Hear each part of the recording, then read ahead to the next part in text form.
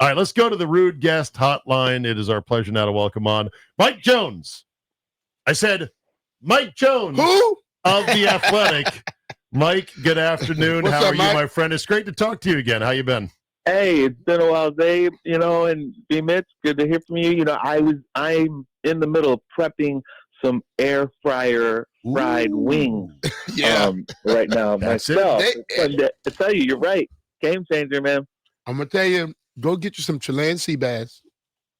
Take some Cajun seasoning, mix it with lemon pepper. We don't make ex-NFL money, man. That's mix it. Expensive fish right No, you go to Costco. Go to Costco. Fish. You can get it at Costco. You get the little separate little packages. And you season it with the lemon pepper and the Cajun with a little cayenne pepper. Put it in that air fryer. Unbelievable. How many minutes? Oh, it takes about 5 to about 7.5. Right. New segment for when JP comes back. Recipe Friday. Air fryer. Friday. Hey, we can do that. We can do that. So, Mike, you and I last crossed paths when we were on NBC4 doing the weekly Redskins show with our friend Clinton Portis and Carol Maloney. That was good times right there. I've been reading your stuff ever since. You're covering the league beautifully. And the league never disappoints when it comes to its storylines, does it? Never does. The drama never stops. And when we think we got stuff figured out, we learn that we don't have anything figured out, especially this year where everything is so wide open. Good teams are bad teams are good, contenders are wetting the bed. It's just, it's wild out there this year. Everyone kind of assumed we were steamrolling towards yet another epic Chiefs-Bills encounter in the playoffs. And now with the Bills looking very gettable at times, they've lost to a 4-pack of very mediocre quarterbacks this year. And the Chiefs hanging in there for dear life in a huge game against the Colts. We may not get them. Question, is everyone okay if we draw Denver, New England in the AFC Championship game? I am. You are? Mm-hmm. Okay. I don't mind. Mike, would you be okay with that surprise? Well, no one called this one. Championship game? I am so tired of Sean Payton's smug face. I don't It'll be want tough. to see that. He is so cocky. Unless he's there and Mike Vrabel stomps a mud hole in him, I do not want to see Denver there just because, I just can't, man. Now, we very well may, and because every team is beatable.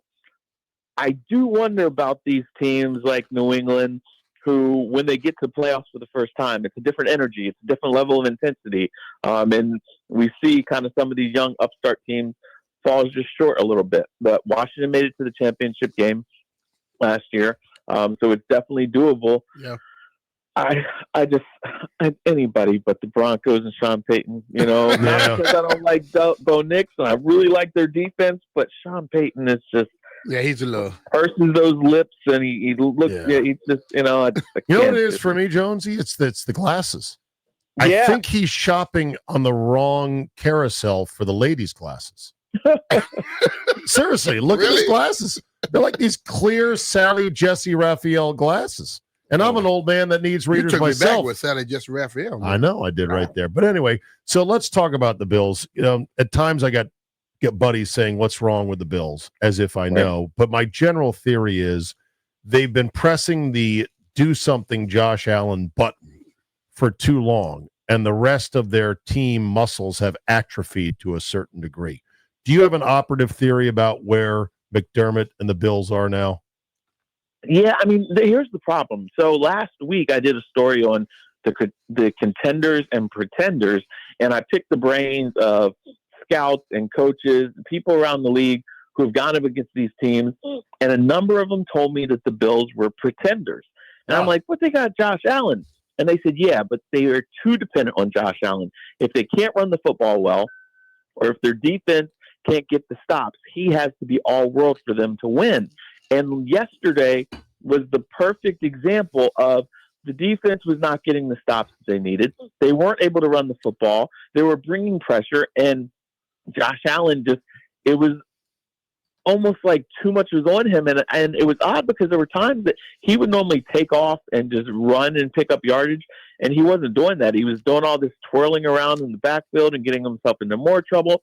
And then you had Joe Brady making really like head scratcher play calls.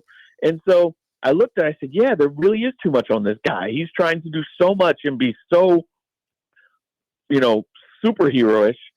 And he doesn't have a defense that's going to get him the ball, because they would get stops, but just beyond midfield. So they were getting pinned deep in their territory, and he had to go 95 yards every single time that they got the ball. And so I looked and said, yeah, they really are pretenders, because there's no way Davis Mills should have been able to carve up their defense like that and lead touchdown drives.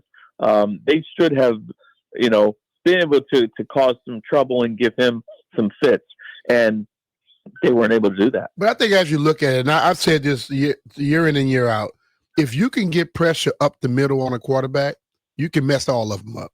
And you look at them rushing against him last night, they had those two guys coming up the middle, occupying multiple bodies from the Buffalo Bills, and those outside guys were beating the hell out of their tackles. He couldn't step up in the pocket like he normally does, and that killed him. Right, because that's the way he normally takes off, is he'll dart up the middle. And they didn't do anything as far as like moving the pocket with some rollouts and bootlegs to try to get him on the edge, to get him away from those guys. It just, the whole thing, and you saw his frustration when he went to the sideline after that fourth down stop where they got stopped for a 5-yard loss, when he was just like, what are we doing? It's not looking good for them. And, I don't know, because the thing is he's already lost New England one time. If he couldn't handle Houston's defense, he's definitely not going to handle Denver's defense, which leads the league in sacks. And they also have a good secondary. So it's not looking good for Buffalo. All right, let me flip it to the other side of that equation, which is the Chiefs equation. And I want to talk about their opponent this weekend, which is the Colts. Colts are 8-2. The Daniel Jones resurgence is truly incredible. I'm still not sure if it's real or not, but it's real so far. Jonathan Taylor goes a long way to making a quarterback who's kind of mid look pretty hot. My question is this. Somebody asked me, why can't the Commanders do a quick rebound a la the Colts?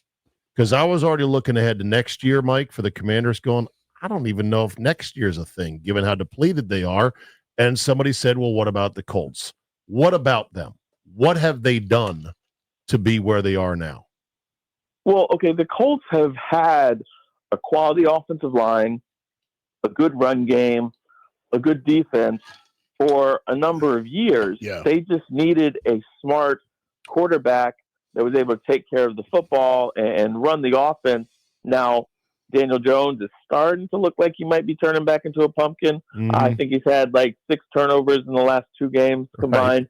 So teams are figuring out where to pressure him and everything. But again, the cupboard wasn't bare. They have not had all those bad drafts piling up. They've had some good drafts. They just needed a couple extra ingredients. So the Commanders, look, they are going to need more drafts, and it's unfortunate that they gave up picks for Marshawn Lattimore, the Laramie Tunsil picks. Okay, that was a good move, but it's a shame that some of their building blocks that they would really be able to use this coming draft are gone for a veteran that didn't pan out. But it's going to take several quality drafts and some smart free agent signings, and not these like get a guy past his prime Von Miller hoping it'll work. You got to get some young on the rise guys. And once you have successive drafts and year upon year, then your depth is better. And that's why it's going to take a little bit of time, but it can get there. It's just, look, we got to remember, anything is better. The owner's not sabotaging the head coach. The GM isn't falling asleep, drunk in meetings. It could have been way better. It could have been way worse. I mean, we've been through a lot. We forget how bad it was. But it'll just take some time. I think also when I look at, even with Daniel Jones, he has strengths. And I think the Colts have leaned towards those strengths instead of trying to just say, this is our offense, run it. And I believe Washington have to do the same thing with their quarterback. Lean towards his strengths. Make sure he understands you're more important than what you think. You're the CEO. You're not just a player. But they have to lean towards his strengths and not just I hear every week about this is we throw to the open receiver when I'm watching teams with lesser quarterbacks throwing 15 times to one guy and he catches 12, 13 of them. Right. Got to figure it out. Yeah, no, I agree with you. And again, when you have a quality run game that really eases stuff up, that helps ease pressure on that quarterback. We're not talking about a run game that's good because the quarterback's running all the time, but a running back that can change and really put pressure on a defense. Then they can't just key on your quarterback.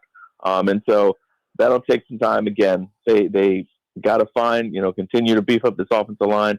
They've got to find a real running back that can be the workhorse guy. And then, at receiver, Devo, Terry, but those guys are not young. And so, again, when you look at the list of needs, it's kind of long. And it's almost unfortunate that they got lucky and won like they did last year because it made them think that they were further along than what they were in their roster construction. The most compelling story to me this week is Shador's first start. 2-8 Browns, 2-8 Raiders. Normally a please black this out in my area game. Instead, I'm all about it. No matter what Shador does, we know that some of the takes, it's gonna be a story. Some of the takes, Mike, are going to be wild in either direction. What do you think is the bar for Shador in his first start, given the fact he hadn't been with the first team all year in practice? Yeah, and that's the thing that's, it's a process, and he's not going to go out there and look all world. Now, again, he's going against a defense that's not the most dominant. They do have Max Crosby, though, so there is, a talented pass rusher opposite him, but they have got to run the football. They've got to protect him. They got to catch passes. The problem is, like last week against Baltimore, I don't care who the quarterback was back there. That offensive line has really deteriorated and was not good. Nobody would have been able to have a chance. Just look at Joe Flacco, how bad he looked with them, and they thought, oh, this guy is done. He's a stiff. Let's trade him to our in-division rivals. And he goes out there, and he's directing an offense that's averaging 28 points and 350 yards a game. So they are very devoid of talent. So that's why I worry for Shador. I think that he's going to make some plays. He'll probably make some mistakes, but his first game actually wasn't all that bad. He had, 3 or 4 bad plays, but he made something out of nothing a couple times. And, so you just want to see him take care of the football, extend plays, and, we'll see what happens from there. But you can't expect miracles with the offensive cast that he's working with. The other guy has got a huge stuff riding on his outing on Sunday is J.J. McCarthy in Minnesota. Vikings are at the Packers, and the McCarthy thing is bubbling and brewing to where it's almost going to be a crisis point if he lays another egg. His numbers, Mike, are terrible, as you know. They're lagging behind even Zach Wilson after 5 games with the Jets, and they were ready to ship his ass out at that point. So this is a big start for McCarthy on the road. It is, but this is the silly thing about this. The guy didn't play football last year. Yeah. He's basically a rookie.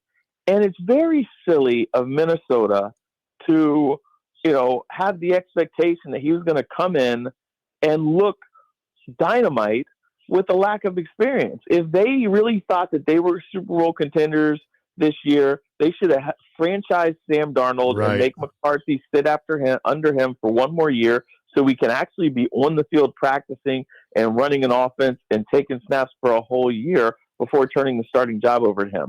You're going to take lumps with a young guy with the least amount of experience that he's had there. And so I don't like the whole narrative that I've been following for, all these weeks that he's been starting. It's the first time he's been out there. He's not going to look great. And Peyton Manning's rookie year, didn't he lead the league in interceptions? Yes, he did. It takes time. And as we see, Sam Darnold looked, like trash. And now he, several years. Well, last weekend he looked like trash too, though. Oh, yeah. Right. He woke up. Talk about dreaming. Talk about some pumpkinish shades turning back into a pumpkin. Sam Darnold, like, oh, boy. Please tell me this guy's not coming back. It takes some time, though. Okay. He didn't just so that's why I think that your take. they Listen, need to alter their expectations. I hear you. Your take on McCarthy is quite defensible and logic and sounded and grounded in reason. But here's the problem, Mike. Drake May exists.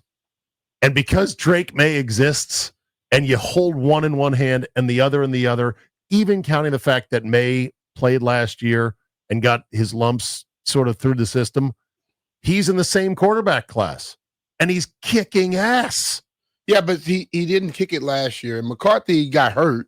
I understand what Mike is saying. I think that's what we've all gotten. If we see one game, I listen to fans all the time. They see one play, now they expect it the rest of the year. I always tell everybody, this football not easy, especially at that quarterback position.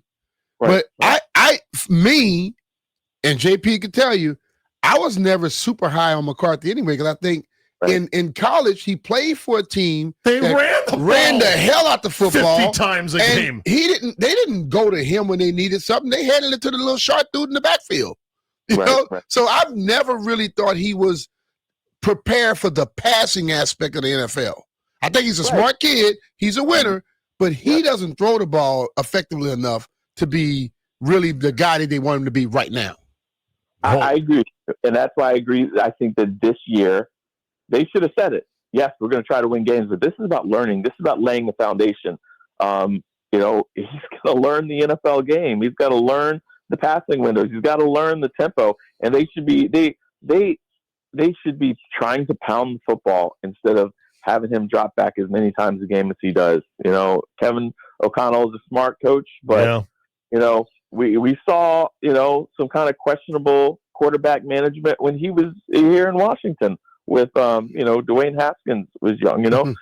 Find ways to lighten the load on your quarterback, simplify things, and not think that you're calling plays for 7-year veteran and expect great results from a kid that has only played a handful of games in the NFL. All right, 30-second out because we're up against a break. You got one game that you like the most tomorrow? Come on, Jonesy, give us something. Oh, I mean, I really want to see this Cowboys-Eagles game because, the Cowboys, they're at home. Dak Prescott's 18-0 against NFC East teams at home, and the Eagles, there's so much pressure and turmoil and everything. Is that right? That stat's right? 18-0 at home? Last 18 games at home. 18 in a row. 18 in a row for Dak at home. That is against NFC East. That is this weekend. All right. Well, 4-5-1 Cowboys. This is like their last chance to actually say, hey, we're still going to – we have some ambitions left in the season. If they can't beat the Eagles, who are 3.5-point favorites, then it's probably curtains. Mike Jones, as always, a pleasure, Appreciate my friend. you, Mike. Great to connect. All right. Have a good one, guys.